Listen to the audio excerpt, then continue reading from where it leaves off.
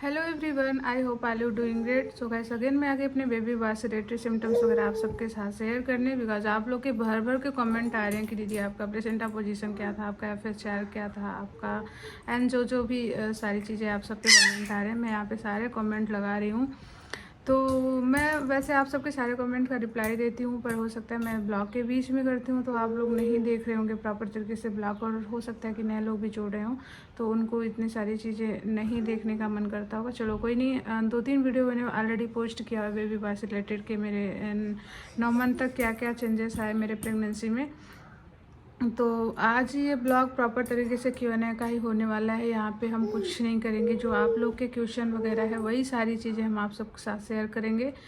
और भैया जो लोग चैनल पे न्यू आ रहे हैं तो चैनल को सब्सक्राइब करना एंड बेल आइकन भी प्रेस करना, जिससे आने वाले वीडियो की नोटिफिकेशन आप तक सबसे पहले पहुँचे। और हम्बल रिक्वेस्ट मैं आपसे कर रही हूँ कि सबसे पहले आप प्रॉपर ब्लॉग को देखिए, वॉच करिए, फिर आके क्वेश्चन करिए। हो सकता है कि आप जो क्वेश्चन कर रहे हो तो आपका आंसर उसी ब्लॉग में मिल जाए, बट कोई नहीं, मैं वही क्वेश्चन सेलेक्ट की हूँ जो क्वेश्चन मुझे यूज़फुल लगा, जो मेरे बेबी बॉय से रिलेटेड मेरे प्रेगनेंसी के टाइम में था और मुझे फील हुआ, वही सारी चीज़ें मैं आज क्वेश्चन रीड करने वाली हूँ। तो यस गाइस, ये जो ब्लॉग है वो प्रॉपर तरीके से Q&A का होने वाला है। जो मैंने अपने बेबी बॉय से जो रियल सिम्टम्स वगैरह शेयर किया हुआ है ना, तो वहाँ पे आप लोग चेकआउट कर लीजिएगा, हो सकता है कि आप लोग को कुछ हेल्प मिल जाए। और अभी फ़िलहाल मैं अपना यूट्यूब वगैरह लॉगिन कर लेती हूँ अपने आईपैड में, और यहाँ से मैं आपके क्वेश्चन वगैरह रीड करूँगी और नाम वगैरह नहीं मेंशन करूँगी, बिकॉज जो ब्लॉग है ना वो ज़्यादा बड़ा हो जाएगा। सो यहाँ पे मैं इसको रख लेती हूँ और यहाँ से मैं एक जगह इसको सेट कर लेती हूँ और फिर यहाँ से मैं आप लोग के क्वेश्चन वगैरह करूँगी। ओके, ये जो आप लोग क्वेश्चन पूछते हैं ना, उसी ब्लॉग में, जिस ब्लॉग में आप लोग के क्वेश्चन आते हैं बेबी बॉय से रिलेटेड सिम्टम्स वाले ब्लॉग में ही आपके क्वेश्चन आ रहे हैं भर भर के। तो जो क्वेश्चन आप लोग करते हैं ना, तो हो सकता है कि मैंने इनका रिप्लाई किया हुआ है, जहाँ तक सडनली मुझे याद आ रहा है कि यस मैंने रिप्लाई किया हुआ है, पर आप लोग ब्लॉग को वॉच नहीं करते हैं, कोई बात नहीं वाला है। सो जो सिम्टम्स मेरे बेबी बॉय के टाइम में थे, मैं वही सेलेक्टेड क्वेश्चन यहाँ पे सेट की हूँ, सारा स्क्रीनशॉट ले ली हूँ जितने थे। चलिए स्टार्ट करते हैं, क्वेश्चन रीड वगैरह करते हैं। आपके प्लेसेंटा की पोजीशन क्या थी? तो गाइस मेरे प्लेसेंटा की पोजीशन इंटीरियर थी, जो कि मुझे बेबी बॉय हुआ है। सेकंड क्वेश्चन है कि आपको मॉर्निंग सिकनेस या वॉमिटिंग की प्रॉब्लम थी? तो मुझे वॉमिटिंग की प्रॉब्लम बिल्कुल भी नहीं थी और मॉर्निंग सिकनेस भी नहीं था, तो मेरे केस में बिल्कुल भी नहीं था वॉमिटिंग वगैरह। और मुझे वॉमिटिंग वगैरह फील होता था जब मैं फास्टिंग वगैरह करती थी, उस समय मेरे आई थिंक मंडे के फास्ट चल रहे थे, तो जब मैं कुछ खाती वाती नहीं थी तब मुझे लगता था कि मुझे वॉमिटिंग हो जाएगी, लाइक वॉमिटिंग जैसे फील होता था, बट वॉमिटिंग वगैरह हुई नहीं। थर्ड क्वेश्चन है कि दी आपका FHR लेवल कितना था? तो भैया देखो, FHR लेवल कभी सेम नहीं होता। आपका फर्स्ट ट्राइमेस्टर का FHR लेवल कुछ और रहेगा, सेकेंड ट्राइमेस्टर का FHR कुछ रहेगा, थर्ड ट्राइमेस्टर का FHR कुछ और रहेगा। तो मेरे टाइम में, मेरे केस में क्या था, जो मेरा फर्स्ट और सेकेंड ट्राइमेस्टर का FHR 150 से भी ज़्यादा था, एंड जब लास्ट में मेरा 9 मंथ चल रहा था और ग्रोथ स्कैन वगैरह मैंने कराया हुआ था, तो वहाँ पे FHR लेवल बहुत कम आई थी, 132 के अराउंड समथिंग ऐसे आई थी, तो FHR लेवल मेरा कम ही आया था। दी आपको मीठा खाना पसंद था या तीखा? तो मेरे टाइम में, मेरे बेबी बॉय के टाइम में मैं बता दूं कि फर्स्ट ट्राइमेस्टर में ना तो मुझे तीखा खाने की इच्छा होती थी, ना मीठा, कुछ भी खाने की इच्छा नहीं होती थी। लाइक जो मेरा फेवरेट तीखा था वहाँ पे भी मुझे उससे एलर्जी वगैरह हो गई थी, देखने की भी इच्छा नहीं हो रही थी। बट जैसे ही सेकेंड ट्राइमेस्टर स्टार्ट हुआ तो वहाँ पे मुझे सबसे पहले 5 मंथ में मुझे मीठे खाने की क्रेविंग बहुत ज़्यादा हुई। 5 मंथ में मीठा खाने की बहुत ज़्यादा क्रेविंग हुई। सडनली ऐसी क्रेविंग हुई तो मैंने जोमेटो से एक चॉकलेट केक बढ़िया मंगाया, हाफ 1 kg का, और जैसे ही आया मैंने उसको एक ही बार में खा डाला, मतलब एक ही बार, जैसे कि मतलब फिर मैंने खाना वगैरह कुछ भी नहीं खाया। सो 5 मंथ से लेके जब तक मैंने बेबी बॉय डिलीवर नहीं किया तो मुझे मीठे की क्रेविंग बहुत ज़्यादा होती थी। नेक्स्ट क्वेश्चन है कि आपके जो बेबी की मूवमेंट थी कौन मंथ में फील हुई थी एंड किस साइड फील हुई थी? सो गाइस, जो मेरे बेबी की मूवमेंट थी वो 5 मंथ कंप्लीट होने के बाद 6 मंथ में सबसे पहले फील मुझे राइट साइड में ही फील हुआ था, लाइक बहुत हल्का सा फील हुआ था। फिर लास्ट तक, जब तक मैंने बेबी बॉय डिलीवर नहीं कर दिया, सो राइट साइड ही उसकी मूवमेंट फील हुई, मुझे लेफ़्ट साइड अपने बेबी की मूवमेंट कभी फील नहीं हुई। और एक क्वेश्चन ये भी आता है कि नाभि के नीचे फील होता था या नाभि के ऊपर। तो ऑलवेज टाइम जब तक बेबी की अच्छी खासी ग्रोथ नहीं होगी तो नाभि के नीचे वाले पोजीशन में ही ज़्यादा बेबी फील होता था। एंड जब बेबी थोड़ा सा ग्रोथ हुआ तो फिर हर जगह ही फील होता था, बट लेफ़्ट साइड कभी नहीं फील हुआ। लाइक जो उसका सर वाला एरिया था, थोड़े टाइम में माँ को ही एहसास होने लगता है, तो जो उसका सर वाला हेड वाला एरिया था वो राइट साइड ही ऑलवेज टाइम था। तो सोयस गाइस राइट साइड ही फील होती थी।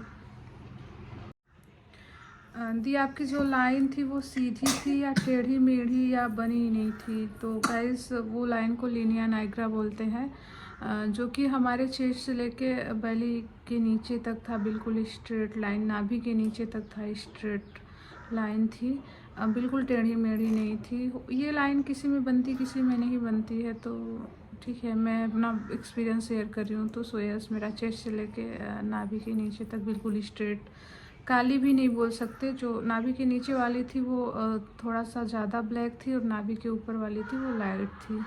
सो अभी धीरे धीरे वो जा रही है, जब से मैंने बेबी बॉय डिलीवर कर दिया, अभी 7 मंथ ही कंप्लीट हुआ है। तो अभी वो जा रही है, कहते हैं कि 1 ईयर बाद ही वो ऑटोमेटिक चली जाती है। सो मेरे केस में बिल्कुल स्ट्रेट थी। Yes guys. दी आपको नींद किस साइड आती थी, किस करवट में सोते थे? तो गाइस मैं बता दूं कि वैसे जब जो मेरा बेबी का साइज़ था वो 8 मंथ में ही अच्छा खासा ग्रोथ हुआ था। इससे पहले तो कोई जज भी नहीं कर पाता था कि मैं प्रेग्नेंट हूँ, बट 6 मंथ के बाद से मैं स्ट्रेट बिल्कुल भी नहीं सो पाती थी। लाइक मुझे थोड़ा सा सांस वाँस लेने में दिक्कत होती थी। तो अब मैं लेफ़्ट साइड भी सोती थी तो अनकंफर्टेबल फील होता था, बट जो मेरा अच्छा वाला पोजीशन था वो राइट साइड ही था। तो ऑलवेज टाइम मैं अपने 6 मंथ से लेके 9 मंथ तक प्रेगनेंसी में राइट साइड ही ज़्यादा करवट लेके सोआ है, और नींद वगैरह तो मुझे बहुत रेयर आती थी। सो नींद तो नहीं, बट कंफर्टेबल मुझे राइट साइड ही फील होता था। दी आपने वैली लो कैरी किया हुआ था या हाई? तो गाइस मैं बता दूं कि 7 मंथ तक मुझे कोई देख के नहीं पता कर पाता था कि ऐसा है कि मैं प्रेग्नेंट हूँ, बट 8 मंथ और 9 मंथ में बेबी की अच्छी खासी ग्रोथ हो गई थी, वहाँ पे लोग जज कर पाते थे कि हाँ प्रेग्नेंट थी। तो आप बोल सकते हो कि मैं लो ही कैरी किया हुआ था, हाई बिल्कुल कैरी नहीं आया था। जो मेरा वैली था वो नीचे के साइड ज़्यादा पता चल रहा था, जब से 8 मंथ बेबी की अच्छी खासी ग्रोथ हो गई थी। तो दी आपकी नाभि अंदर थी या बाहर? तो पता नहीं यार क्या बोल सकते हैं, बिल्कुल बाहर नहीं थी। लाइक जब बेबी का अच्छा खासा ग्रोथ हो गया था तो थोड़ा सा मतलब उसका जो नाभि का होल वगैरह होता था वो ढक चुका था, बाकी बाहर बाहर कुछ भी नहीं आई थी। तो उसको क्या बोलते हैं, अंदर थी बाहर थी मुझे खुद ही नहीं पता, बट अंदर ही थी, बाहर नहीं आई हुई थी।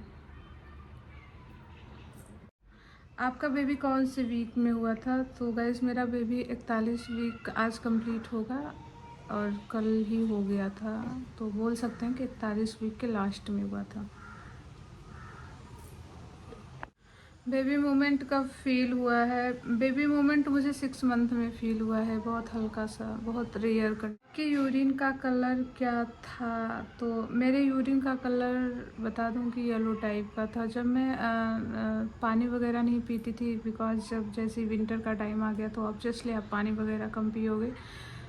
सो उस टाइम पे जो मेरे यूरिन का कलर था वो येलो था, बट मैंने ये भी ट्राई किया था बहुत सारा पानी पी के, कि मैंने भी वीडियो इसकी थोड़ी सी मैं स्टोरी आपके सबके साथ शेयर करती हूँ। जब मैं प्रेगनेंसी के टाइम में मैं भी यूट्यूब पे वीडियोज़ वगैरह स्क्रॉल करके देखती थी कि जो यूरिन का कलर होता है बेबी बॉय के टाइम में येलो टाइप का होता है। सो इसकी स्टोरी मैं आपको बता रही हूँ। फिर जैसे किसी ने बोला कि जब आप ज़्यादा पानी पियोगे तो आपका जो यूरिन का कलर है वो वाइट आएगा, और जब आप कम पानी पियोगे तो येलो आएगा। तो फिर मैंने भी अपने साथ ये चेंजेस जानने की कोशिश की कि लाइक हम जब ज़्यादा पानी पीते हैं तो देखती हूँ कि मेरे जो यूरिन का कलर है वो वाइट होता है। तो मेरे साथ तो ऐसा कुछ भी नहीं था। जैसे मैंने बहुत सारा भी पानी पी के भी देखा है तो मेरे यूरिन का कलर सेम ही था। तो सेकेंड ट्राइमेस्टर से मैंने इस चीज़ को मतलब जज करना स्टार्ट किया था, जो कि 9 मंथ तक बिल्कुल सेम था। कभी भी चाहे मैं ज़्यादा पानी पीऊँ चाहे कम पानी पीऊँ तो सेम था वो यूरिन का कलर। सो यस, अब क्या सिम्टम सही होते हैं क्या नहीं आई डोंट नो, बट जो मेरी यूरिन का कलर था वो येलोई टाइप का था। नेक्स्ट है आपके हाथ पैर में स्वेलिंग आई थी। तो यस गाइस, मेरे हाथ पैर में अच्छी खासी स्वेलिंग आई थी, वो भी सेकेंड ट्राइमेस्टर से नहीं, 8 मंथ से। जैसे मेरे बेबी का ग्रोथ होने लगा वहाँ से मुझे मेरे नोज़ में, मेरे फेस में एंड मेरे हाथ में, मेरे पैर में अच्छी खासी स्वेलिंग हो गई थी। और जो मेरे नाक वाला एरिया था वो अच्छा खासा बढ़ गया था और मेरे फेस में भी अच्छी खासी स्वेलिंग आई हुई थी। और मेरे हाथ में भी स्वेलिंग आई थी बिकॉज जो मैं चूड़ियाँ थी, जो चूड़ी की साइज़ थी वो यहाँ तो ढीली थी पर यहाँ से बढ़ चुकी थी। नेक्स्ट है दी, आपके हेयर में कोई चेंजेस हुआ था। तो यस गाइस, मेरे जो हेयर है वो काफ़ी रूखे हुए थे। अभी तो मैंने केराटिन वगैरह ले रखा है, बट बेबी बॉय के टाइम में मैं अच्छा खासा ऑयलिंग वगैरह करती थी अपने बाल में। बट जैसे मैं बाल वगैरह धुलती थी और फिर लाइक अपने आप को ही समझ में आता है कि हाँ मेरे बाल की जो ग्रोथ है वो अच्छी खासी हो गई है एंड जो शाइनिंग है वो भी ठीक ठाक लग रही है। बाकी जो मेरा रियल हेयर है वो कर्ली वाला हेयर है, जो रूखे टाइप के बाल होते हैं वो वाला हेयर है। फिलहाल अभी मैंने ट्रीटमेंट ले रखा है तो आपको इतना ज़्यादा नहीं समझ में आएगा, बट उस टाइम पे मुझे अच्छी खासी शाइनिंग हो रही थी हेयर में, तो हेयर की ग्रोथ भी ठीक ठाक थी। दी, आपके बेबी बॉय के टाइम में आपके चेहरे का कलर डार्क हुआ था या फिर ग्लो आया था। तो गाइस मैं बता दूं कि सेकेंड ट्राइमेस्टर से लेके थर्ड ट्राइमेस्टर तक, जब तक मैंने बेबी बॉय डिलीवर नहीं कर दिया, तो मेरे फेस के कलर के साथ साथ मेरा ये जो नेक वाला एरिया है ये भी बहुत ज़्यादा डार्क हुआ था और मेरा फेस भी बहुत ज़्यादा डार्क हो गया था। बट मैं कुछ घरेलू नुस्खे टाइप यूज़ कर रही थी। मैं कोई कॉस्मेटिक वगैरह नहीं यूज़ कर रही थी बिकॉज जब कहते हैं कि प्रेगनेंसी के टाइम अगर डार्क सर्कल आए तो वो कभी नहीं जाता है, तो आप कॉस्मेटिक चीज़ें मत यूज़ करो ज़्यादा, बट घर की चीज़ें कुछ यूज़ कर सकते हो। आई डोंट नो, ये पुराने ज़माने के लोग कहते हैं, बट मैं तो कुछ घरेलू चीज़ें यूज़ करती थी तो फेस तो ठीक ठाक था। बट ये जो नेक वाला एरिया था काफ़ी डल हो गया था, बहुत ज़्यादा डार्क हो गया था, पर इसके बाद सही हो जाता है। तो यस, जो मेरे फेस का कलर और मेरे नेक वाला एरिया बहुत ज़्यादा डार्क हुआ था। फर्स्ट ट्राइमेस्टर में आपको नहीं समझ में आएगा, लेकिन 6 मंथ के बाद से आपको अच्छे से समझ में आना स्टार्ट हो जाएगा, क्योंकि धीरे धीरे करके ब्लैक होना स्टार्ट हो जाता है बहुत ज़्यादा। सो यहाँ तक पूरा ही ब्लैक हो जाता है आपको। तो गाइस, मैंने आप सबके सारे कमेंट्स का रिप्लाई कर दिया। जो मेरे बेबी बॉय के सिम्टम्स मेरे से मैच हुए थे तो वो क्वेश्चन मैंने उठा के आंसर कर दिया। और मैं आपसे हम्बल रिक्वेस्ट कर रही हूँ कि आप लोग ब्लॉग को प्रॉपर देखिए, वॉच करिए, फिर जाके आप लोग क्वेश्चन करिए। जो मैं अपने बेबी बॉय से रिलेटेड सिम्टम्स वगैरह शेयर किया है तो प्रॉपर तरीके से आपको उसमें ही आंसर मिल जाता, बट ठीक है मैंने Q&A का ब्लॉग कर दिया यहाँ पे। और एक कॉमन कमेंट आता है कि कहते हैं कि पोस्टीरियर प्लेसेंटा से बेबी बॉय होता है, एंटीरियर प्लेसेंटा से बेबी गर्ल होती है। तो गाइस, मैं पर्सनल अपना एक्सपीरियंस आप सबके साथ शेयर कर रही हूँ कि प्लेसेंटा की पोजीशन जेंडर रिवील नहीं करती कि आपको बॉय आएगा कि गर्ल आएगा। बट जहाँ तक मैं अपनी बात बता दूँ कि मेरे प्लेसेंटा का पोजीशन इंटीरियर था। जब मैं प्रेग्नेंट थी तो मैं यूट्यूब पे वीडियोज़ वगैरह स्क्रॉल करके देखती थी, तो मैं बिल्कुल इससे वो शॉक्ड नहीं होती थी कि प्लेसेंटा की पोजीशन इंटीरियर है तो बेबी गर्ल होगी या बॉय होगा। मैं इन चीज़ों में कभी भरोसा नहीं की। प्लेसेंटा की पोजीशन से कभी आप जेंडर नहीं पता कर सकते। प्लस बाकी जो 3 सिम्टम्स, 1 2 3 सिम्टम्स ऐसे होते हैं जो अगर आपके बॉडी में चेंज होंगे तो आप इजीली पता कर सकते हैं कि आपको बॉय आएगा कि गर्ल आएगा। सो गाइस, आज का ब्लॉग यहीं पे एंड करते हैं। आई होप कि आपके कमेंट्स का रिप्लाई मिल गया होगा। अगर वीडियो अच्छी लगे तो चैनल पे न्यू आ रहे हैं भैया, चैनल को सब्सक्राइब कर लीजिएगा। क्या हुआ, आपको बात करना है? किससे बात करनी है? तो चलिए चलते हैं, मिलते हैं आपको नेक्स्ट ब्लॉग में।